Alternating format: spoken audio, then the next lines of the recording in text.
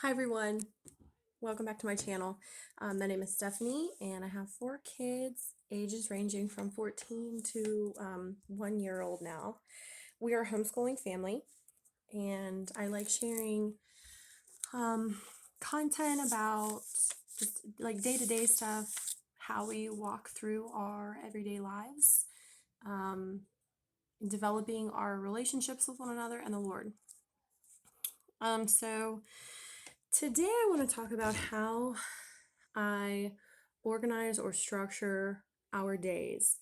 And that that kind of starts with me and my husband sitting down every, I don't know, 4 or 5 months and kind of talking and thinking through some things that we think um, are important to our family, the things that we want to breathe life into, our values, things we want to call attention to, how we're going to use our time wisely with our marriage and with our children. I think it can sound kind of like a little bit of a control freak, maybe. But what I found is that if we don't have these conversations and we don't take the time to think about the values that we want to instill, um, and the people that we want to become, the people that we want our children to become, it just kind of doesn't happen because there's so many distractions, there's so many things to keep you busy in this world. And that's not to say that they're bad things. Like sports is an awesome thing, but it can get a little bit heavy when um, there's a lot of time focused on that. We can kind of forget some of the other things in our lives. And so um, where we start when we have these conversations with one another is who we want to be. And so um, who do I want to be? Well, I want to be a follower of Jesus. So that's my big picture. What does that look like? How does that trickle down in my everyday living? Okay, so I want to spend time in prayer. I want to spend time reading my Bible. I know I need to prioritize that. So that has got to be. I need to block. I know I need to block off time for that in my everyday. Another one. Who do I want to be? I want to be educated about all of the topics that interest me. I like history. I like science. I like to learn. I like subjects of parenting. I want to be educated. And so I know I need to set a little bit of time aside every day to breathe life into that. I like to learn and I like to study. So I know that to be the person that I want to be, I need to invest in that.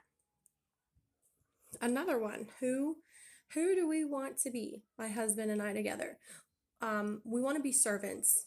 We want to serve the Lord and we want to serve people.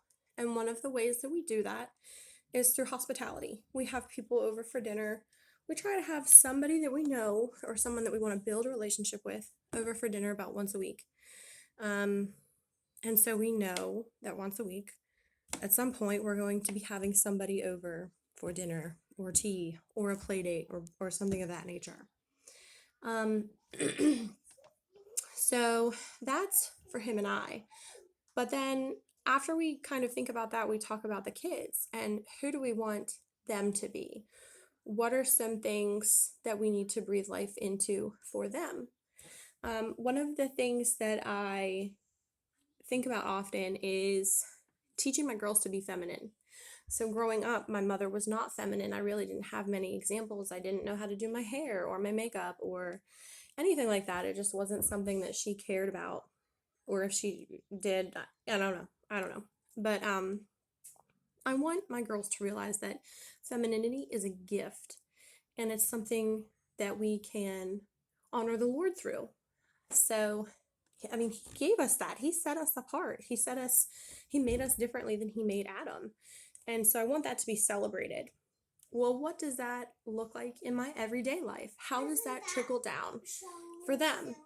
Okay, so that might look like letting Ruthie in the bathroom when I curl my hair. That might look like letting her hold my brushes. That might look like not complaining about doing those things. I know a lot of times we as women are like, oh, I hate going out. I have to put on makeup. And I don't want my girls to hold that view about it. I want them to look forward and celebrate their femininity. What else do I want for our children? Well, I want them to be disciplined. You don't just wake up one day and be disciplined and have the ability to create a schedule that's going to serve them. And so, I know this quote, and how does it go? It says, a disciplined mother produces disciplined children. And that really struck me because I can have a tendency to just pop that TV on and go with it for the day, and it never goes off. And what do my kids see? Like they want to watch TV all day, and then they think that's okay. So we work first, we play later. Okay, how does that trickle down into everyday life? Well, we all make our beds in the morning. We all have breakfast. We all brush our teeth. We play toys, and then we clean those toys up. So yes, I know that every day I need to set aside a certain amount of time to make our beds. I'm not gonna rush everyone out of here in the morning. If somebody has a doctor's appointment or something, I will schedule that for a mid-morning, like 10 or 11 a.m. because I know that to train the kids in this manner, I need to provide time, because if any one of you has toddlers, you understand that they're not rushed, and to make your bed, they take like 20 minutes, and getting dressed is another, it takes time. What else? I want them to develop a relationship with the Lord, okay? Like, that's a big one. So we're talking about big picture things and how we want that to trickle down into everyday life and how we're going to block off time for that. So a big picture one is developing a relationship with the Lord. How are they going to do that? How can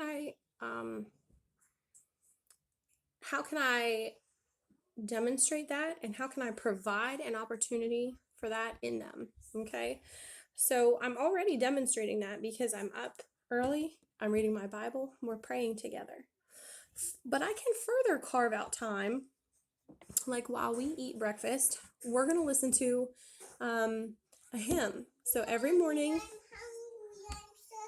okay, give me a minute. So every morning I turn YouTube on and I turn my Bluetooth speaker on, and we listen to a hymn while we eat breakfast. Nothing fancy. We bring it into a part of the day that we're already doing. And it's just on in the background, and I'm trusting that the Lord is putting that on their hearts, that He's going to grow that. That's a seed. And that's all I can do is plant the seed, and He will use what He wants. Scripture memory is another one. They have scriptures that they're supposed to be memorizing in their Sunday school classes. So before we go to bed at night, we practice the scriptures that they're working on for that month, and the little hand motions that go with us. Another big picture item I want them to have to develop as they move along in life, something that I think is really important, is to instill in them a love of reading. Okay, so how does that trickle down into my daily routine? So they see me reading, they see their dad reading, and they see Aiden reading. Now, granted, Aiden's reading is more like for school. His is more of a have to, but we want to not just to read, but we want them to love it and enjoy it. So we go to the library. We pick, like 40 books. We bring home, take the month and a half to read them. Every day we read at least 3. We set aside certain times of day, in the morning and in the evening before bed. We just read books together. Mommy, it's not a have to, it's a want to. So those are kind of the way that I started. I know. Those are where I started when I wanted to think about how to structure our day, in what order I need to structure the day. Because again, if you don't take the time to plan, time just slips away. So that was part 1 And then the next part to this video will be exactly where I pull these things in our day. So I hope you enjoyed. Hang around if you like this, if you find it relevant. These are tips not just for little ones, but these are for older ones too. And I will say it took me 14 years to get here. I did not just wake up one day with all of these wonderful things on my mind and this intention of parenthood and marriage and intention of relationship with the Lord. It took a long time to develop it, and I started with one thing, one at a time. I take a year and I focus on one thing. So I hope you all are blessed by this.